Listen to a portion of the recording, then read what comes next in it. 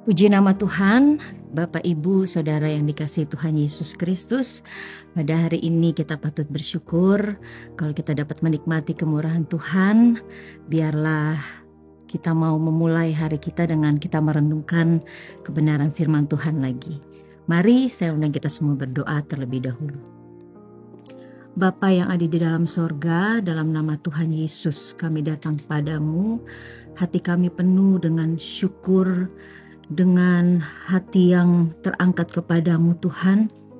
Kalau kami boleh rasakan anugerah dan kebaikan-Mu lagi pada hari ini, dan kami dapat menikmati kembali berkat-berkat Tuhan di sepanjang hari ini. Oleh sebab itu juga Tuhan, kami mau berjalan bersama Engkau. Berfirmanlah Engkau untuk menuntun kami, untuk mengarahkan langkah kami semakin dekat dengan Engkau, semakin mengenal Tuhan. Terpujilah nama-Mu Tuhan Yesus. Kami siapkan hati ini untuk kebenaran firman-Mu. Dalam nama Tuhan Yesus Kristus. Amin. Puji nama Tuhan. Pada hari ini judul renungan kita yaitu Talk Less, Do More, atau dengan bahasa Indonesianya sedikit berbicara, banyak bekerja. Haleluya. Mari sama-sama terlebih dahulu kita buka di dalam Amsal pasal 14 ayat 23. Demikian firman Tuhan. Dalam tiap jerih payah ada keuntungan, tetapi kata-kata belaka mendatangkan kekurangan saja. Dalam ayat ini menjelaskan adanya perbandingan antara bekerja keras dengan hanya kata-kata belaka saja.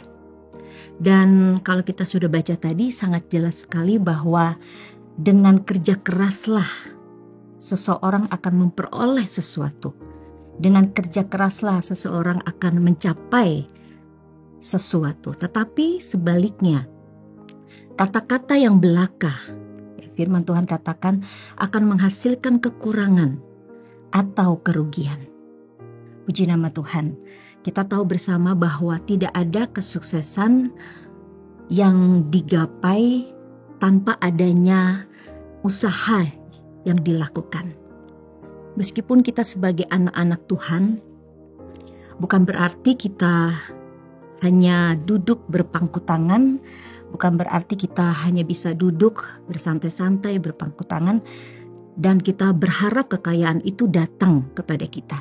Tetapi kita lihat di sini bahwa di dalam Alkitab justru menerangkan bahwa sebagai orang percaya kita tetap harus bekerja keras. Dan kerja keras bukanlah suatu kesalahan ya.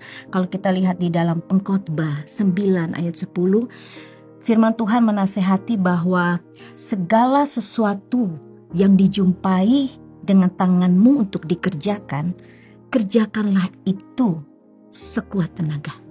Ya, jadi bukan hanya sekedarnya, tapi dikatakan apapun yang kita jumpai dengan tangan kita, Pengkhotbah katakan kerjakanlah itu dengan segenap kekuatanmu, dengan sekuat tenaga. Di dalam Amsal, ya, kitab Amsal dinasihati kepada orang-orang yang malas. Ya. Mereka disuruh belajar kepada semut.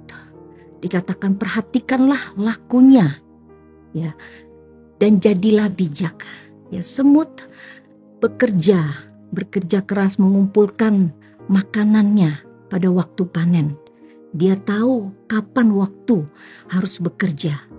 Nah, oleh sebab itu di dalam 2 Tesalonika pasal 3 ayat 10 pun dikatakan, jika seseorang tidak mau bekerja, janganlah ia makan.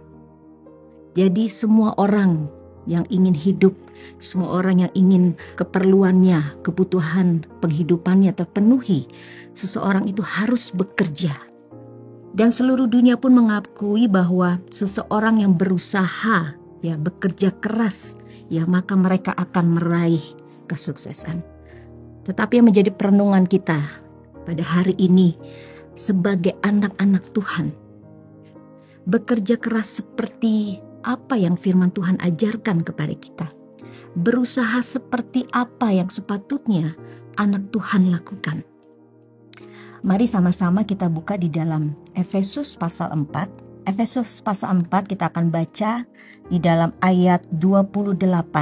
Orang yang mencuri, janganlah ia mencuri lagi, tetapi baiklah ia bekerja keras dan melakukan pekerjaan yang baik dengan tangannya sendiri, supaya ia dapat membagikan sesuatu kepada orang yang berkekurangan. Haleluya. Di sini saya mau menggarisbawahi yang dikatakan, tetapi baiklah ia bekerja keras dan melakukan pekerjaan baik, pekerjaan yang baik. Ya, jadi bekerja keras, bekerja dengan berusaha.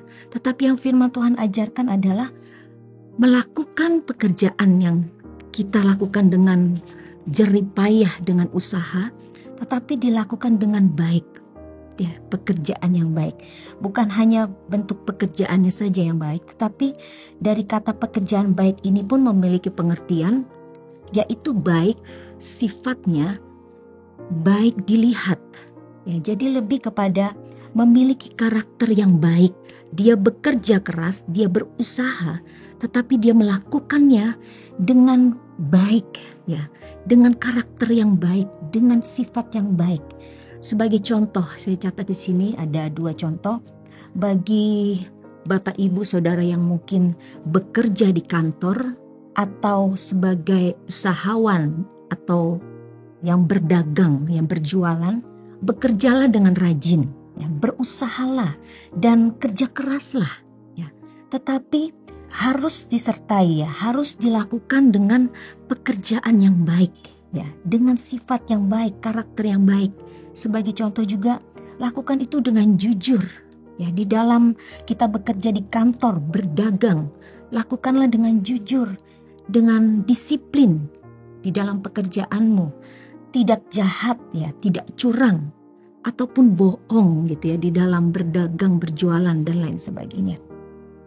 Dan yang kedua, bagi saudara-saudara yang mungkin sedang menempuh pendidikan di sekolah, ya, atau kuliah, ya, berusahalah dengan keras, belajar dengan giat, rajin, ya, mengerjakan tugas atau ujian atau tes, ya, lakukan dengan jujur, dengan baik, ya, tidak mencontek atau menyalin pekerjaan temannya.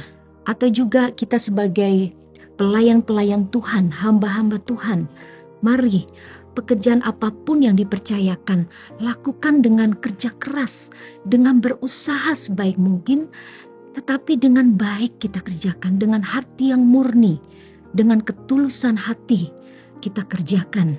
Maka dari itu, kalau kita lakukan hal tersebut, maka dikatakan dalam Amsal 14 ayat 23 yang kita baca tadi, dalam tiap jerih payah ada keuntungan. Segala jerih payah kita tidak akan sia-sia. Puji nama Tuhan. Ayat yang terakhir kita mau lihat di dalam Kolose pasal 3 ayat 23. Demikian firman Tuhan, apapun juga yang kamu perbuat, perbuatlah dengan segenap hatimu seperti untuk Tuhan dan bukan untuk manusia. Haleluya. Firman Tuhan sebagai perenungan kita hari ini, mari kalau kita lakukan semuanya, usaha, jerih lelah, pekerjaan kita, kalau kita lakukan seperti untuk Tuhan, maka Tuhan akan menyertai dan membuatnya berhasil. Terpujilah nama Tuhan. Mari semuanya kita berdoa. Bapa yang ada di dalam sorga, kami bersyukur untuk firman-Mu yang dapat kami dengar lagi hari ini, mengingatkan kami, menegur kami lagi mungkin kalau ada hal-hal yang salah di dalam kami Tuhan. Mungkin usaha pekerjaan kami lakukan dengan jerih lelah, tetapi kami mengerjakannya dengan tidak beralaskan berdasarkan kebenaran-Mu Tuhan. Ampuni kami, tetapi biarlah mulai hari ini kami mau lakukan seperti yang firman-Mu ajarkan, yaitu melakukannya dengan pekerjaan yang baik, dengan hal yang benar, disertai dengan kebenaran-Mu Tuhan. Kami mau melakukan pekerjaan apapun yang Tuhan percayakan, dimanapun Tuhan percayakan. Kami mau lakukan sebaik mungkin seperti untuk Tuhan.